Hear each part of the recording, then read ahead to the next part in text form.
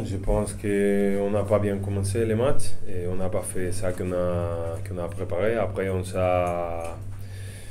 a fait l'effort, on est revenu, on a été bien.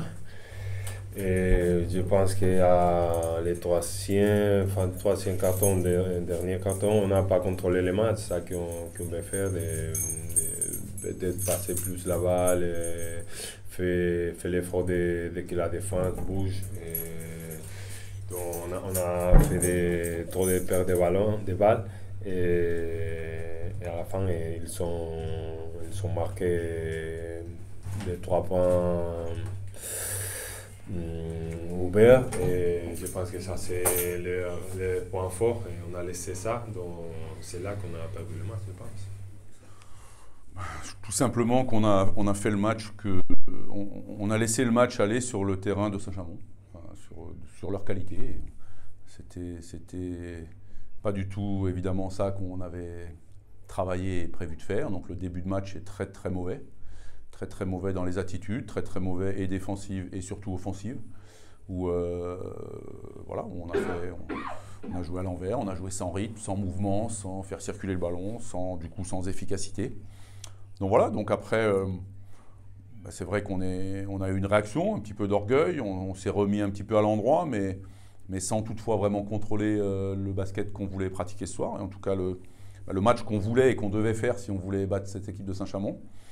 Donc peut-être qu'on a cru que ça allait être un peu facile, parce qu'on s'est retrouvé à la mi-temps avec 8 points d'avance.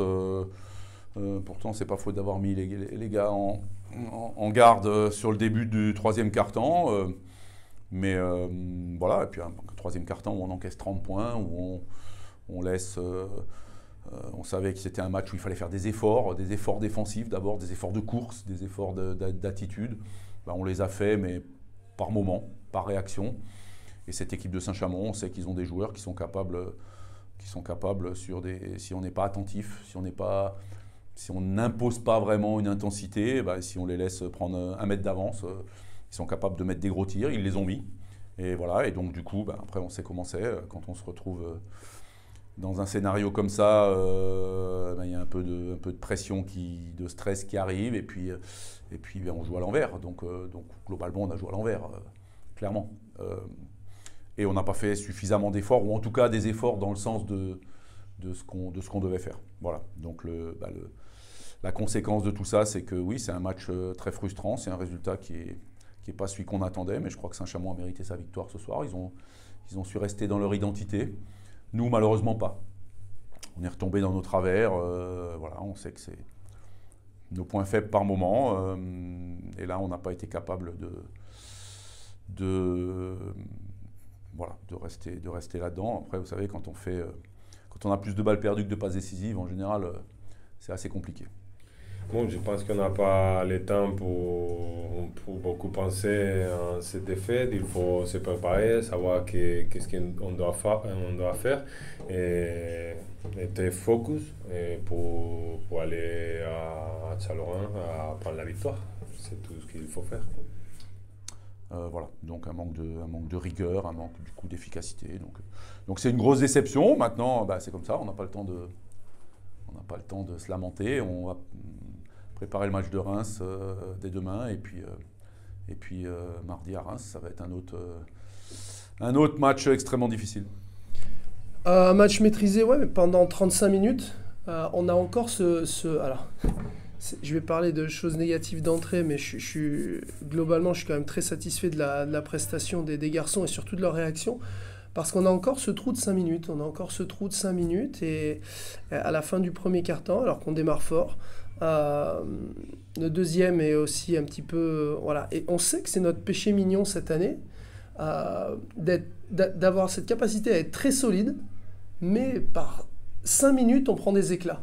Ça a été le cas la semaine dernière face à Évreux. Ça a été encore le cas ce soir en fin de première mi-temps.